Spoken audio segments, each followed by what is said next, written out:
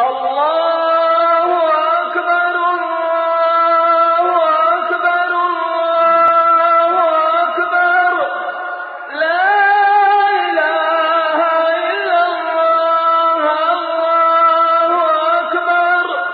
اللہ اکبر وللہ۔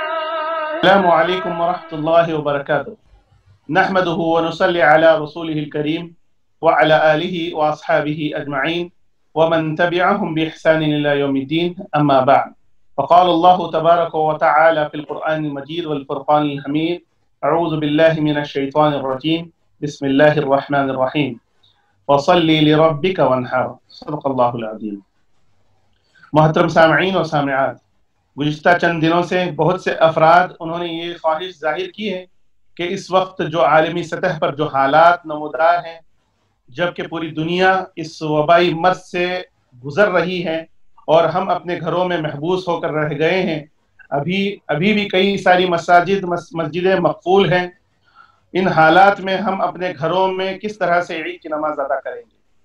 عید کی نماز ادا کرنے کا طریقہ کیا ہے؟ انشاءاللہ مختصراً میں آپ حضرات کے سامنے رکھنے کی کوشش کروں گا۔ میرے عزیز ساتھیوں، سب سے پہلے میں یہ عرض کرنا چاہوں گا کہ ہمارے درمیان مختلف مکاتب فکر کے لوگ ہیں، اور ہر مکتب فکر پر عمل کرنے والے انسان کو اس کو مکمل آزادی ہے کہ کسی کو بھی کیا ہے اس پر تنقید کا حق حاصل نہیں ہے، کیونکہ ہر مکتب فکر نے شخصی احوا سے بالا تر اٹھ کر فکری اجتہاد کیا اور اس پر اپنے آراء رکھتے ہوئے انہوں نے فتوے دیے۔ جو جمہور فقہا اور علماء کی رائے ہے، جس میں امام شافعی رحمۃ اللہ علیہ کا جو قول سب سے زیادہ راجح قول ہے، وہ یہ ہے کہ عید کی نماز واجب ہے، خواہ وہ تنہا ہو یا مسافر کے لیے ہو۔ عید کی نماز گھر پر بھی پڑھی جا سکتی ہے اگر جماعت سے نماز پڑھنا ممکن نہ ہو، اور نماز اسی طرز سے اگر ہمیں پڑھنے کی کوشش کریں گے جیسا کہ عیدین کی نماز امام کے ساتھ پڑھی جا سکتی ہے۔ جمہور علماء کے نزدیک تکبیروں کی جو تعداد ہے وہ 12 کی تعداد ہے، اور اس طرح سے ادا ہوگی۔ سب سے پہلے ہم تکبیر تحریمہ کریں گے، اللہ اکبر۔ تکبیر تحریمہ کے بعد ثنا پڑھیں گے، سبحانک اللہم و بحمدک و تبارک اسمک و تعالی جدک و لا الہ غیرک۔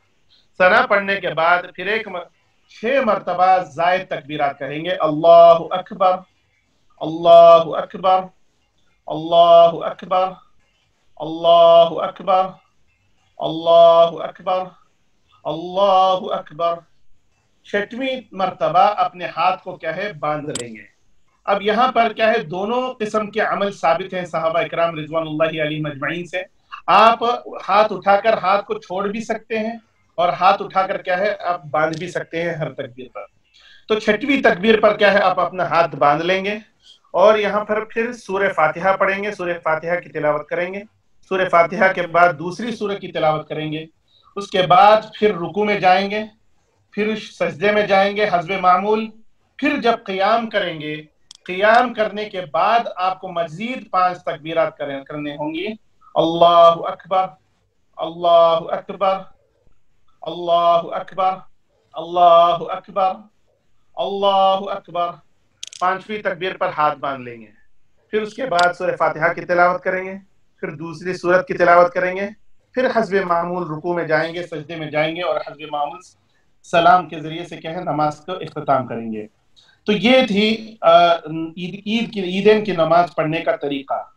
اب آئیے سب سے پہلے یہاں پر ایک اور بات جو اجاگر کرنے کی ضرورت ہے، وہ یہ ہے کہ عید کی نماز جو ہم گھر میں ادا کرتے ہیں، اس نماز میں کیا ہے عید کا خطبہ نہیں ہے، کیونکہ حضرت انس بن مالک رضی اللہ عنہ کا جو عمل ہے، جو کہ صحیح البخاری میں موجود ہے، جس میں حضرت انس بن مالک رضی اللہ عنہ نے اپنے غلام کو حکم دیا کہ وہ اپنے ان گھر والوں کو عید کی نماز پڑھائیں، اسی طرح کا نماز پڑھائیں جس طرح شہر کے لوگ کیا ہے عید کی نماز پڑھاتے ہیں، تو جس کے اندر کیا ہے خطبے کا ذکر نہیں ہے۔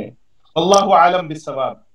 آخر میں اللہ رب العالمین سے دعا ہے کہ اللہ رب العالمین اس دنیا سے جلد از جلد اس وبا کو دور کر دے، اور ہم میں سے ہر فرد کو اللہ تبارک و تعالی اپنے حفظ و امان میں رکھے، آمین. وآخر دعوانا ان الحمد للہ رب العالمین. وجزاکم اللہ خیرا.